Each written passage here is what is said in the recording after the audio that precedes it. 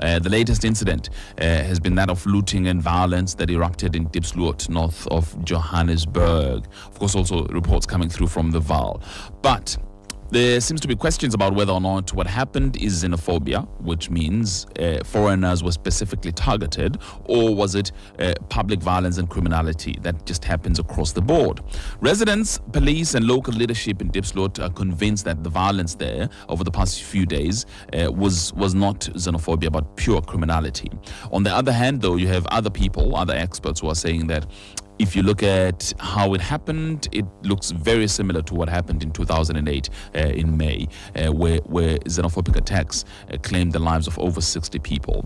So let's talk a little bit about that. And joining us in the Johannesburg studio, Dada Morero, who is the ANC's regional secretary in Johannesburg. Mr. Morero, also in the Johannesburg studio, I have Mark Bafo, who's the chairperson of the African Diaspora Forum. On the other line, I have Reverend Gift Mwerane of the he's the ecumenical secretary of the South African Council of Church. Lucy Holborn is research manager at the South African Institute of Race Relations. Well, I think we have to be careful in saying it's one or the other. There's a possibility that there's both aspects to this incident, that there is criminality brought about because of the economic and social circumstances in these sorts of communities. But what seems to be noticeable is that it's certain national groups against others, and we're not just talking about South Africans here. Apparently some of those who were looting shops weren't South African, they were other nationalities. But what is clear is that Somalian shop owners were targeted. What we don't know is whether that's because they were Somalian or because the majority of shop owners in the community are Somalian and that shops in general were being targeted. I think what we would say, however, is that in many communities across South Africa, particularly poor urban communities where there are lots of social and economic challenges, there seem to be quite strong divisions and tensions that sometimes arise between different national groups. And I think that's a phenomenon that one can see around the world, in fact, during these tough economic times, that people tend to start thinking in terms of who's in my sort of group that I trust, who's sort of one of us and who's them, who's the people who are potential competition, or who are people who are different to me, who should I blame for the problems that I face at the moment. And that often falls along ethnic or national or racial lines in many countries, and I think that's part of what's going on here. But the general criminal elements of what's going on are also clear. That's something that's happened in other communities related to, for instance, service delivery issues or protests around corruption, that people end up looting shops as well. So I think there are elements of both sort of things going on here. I think so. I think it's important to be aware of the motivations and causes of this sort of violence, in part so we can deal with it, so we can try and get to the root causes and understand it so we can prevent it in the future.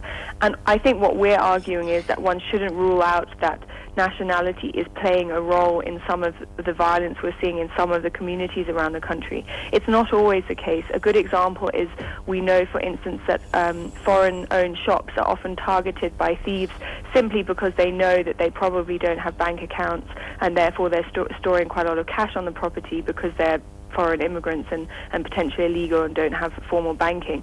So there are things that underlie this that might have nothing to do with nationality. But I think it's important we don't rule that out, because that's probably something that's currently a source of tension within our communities, and we have to understand it and not discount it to be able to deal with it if it does exist. Well, from our view, it's we convinced that it's a criminal activity. If you look at the situation in Diepsloot, for example, there was an argument between a Somali national and 3 Zimbabweans who are having a music band. So as they were promoting their music, the Somali felt that they were disturbing his business, and there was an argument between the two, and as a result, the other one was shot and so on. But then criminals would then see an opportunity in looting as a result of the situation that happened in Diepsloot. So the criminals then took it upon themselves to go out and loot the shop. So we are convinced it had nothing to do necessarily with xenophobia. I think we also need to go into the townships ourselves to understand this thing. 90% of spaza shops are now owned by foreign nationals. So necessarily you'd find that very few are owned by South Africans. So to us, it's unfortunate that we have had this type of a situation happening. Hence, we have, as the ANC structures on the ground, engaged with the police to try and stop this thing. As you can see now, in Diepsloot it's normal, in Orange Farm it's normal. What we think that we need to do as a society and as communities is to have a dialogue and discussions continuously in our community, so that we also understand that foreign nationals who are here are also part of our communities. Sure. As far as we are concerned, it's not a complaint. We were in Orange Farm for the last 2 days. We were in Diepsloot engaging with communities. And clearly our community members, some of them who are local business people, are saying to us they do not see any problems with shops being owned by foreign nationals. But what concerns they are raising to us is that they don't want to create a platform in which local business and foreign nationals could work together in owning those shops and improving the levels of economic activity in our community. Everywhere now in the townships, including Soweto, Ivory Park, Alexander, it's a norm now.